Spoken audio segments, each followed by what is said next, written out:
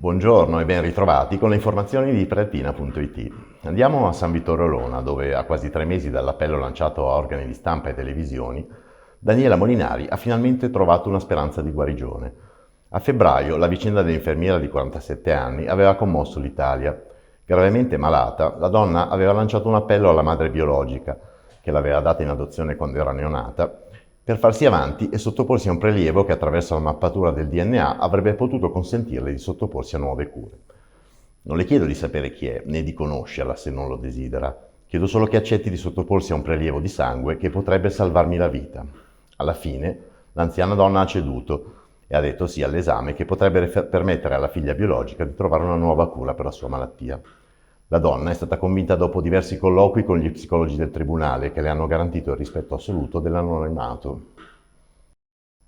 Passiamo ora all'emergenza Covid e al piano vaccini della Regione Lombardia. Sono stato il primo a denunciare che a febbraio i problemi e i disagi esistevano a causa di un meccanismo di prenotazione per gli over 80 assolutamente inefficiente.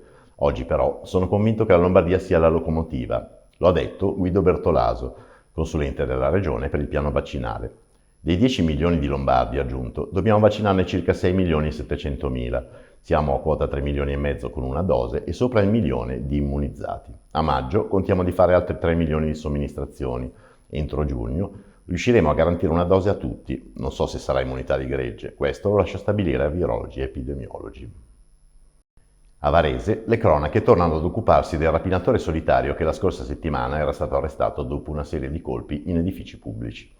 A cacciarsi di nuovo dai guai, un italiano di 31 anni, disoccupato, residente in città, che è stato arrestato per la seconda volta in flagranza dagli agenti della Volante, dopo 2 furti in aziende di Bosto. Lunedì 3, il giovane è comparso in tribunale dinanzi al giudice Cristina Marzagalli. È stato messo ai domiciliari a casa della sorella in attesa del processo. Andiamo ora a Gallarate, dove da ieri le bancarelle degli ambulanti sono arrivate in Piazza Risorgimento, un'iniziativa decisa da comune e commercianti per ridare decoro a un punto critico della città. Vediamo il servizio di Annalisa Colombo con l'intervista all'assessore Claudia Manzetti. Siamo qui in Piazza Risorgimento dove oggi sono contenta di accogliere il mercatino del lunedì. Ci saranno per oggi un banco, arriveranno anche un altro piccolo banco che aiuterà a riqualificare e a far rivivere la piazza. Buongiorno a tutti, siamo qua oggi, primo giorno di questo mercatino, abbiamo provato a portare un po' di roba buonissima qui. È una bella piazzettina, a 2 passi dal centro, venite pure a assaggiare che siamo qua a vostra disposizione, siamo molto contenti di essere venuti. Com'è andata la prima giornata? Ma direi discretamente buona, dai, adesso arrivano le belle giornate, la gente si fa una passeggiata, siamo qua vicino, dai, venite a trovarci. Per chiudere il calcio, ieri pomeriggio, al termine dell'assemblea di Lega, sono stati annunciati gli orari delle gare del primo turno dei play-off di Serie C. La Pro Patria, che grazie alla vittoria di domenica ad Alessandria ha chiuso al 5° posto nel girone A garantendosi il vantaggio del campo nel primo turno, affronterà domenica 9 allo Speroni, con inizio alle 17:30, la Juventus Under 23.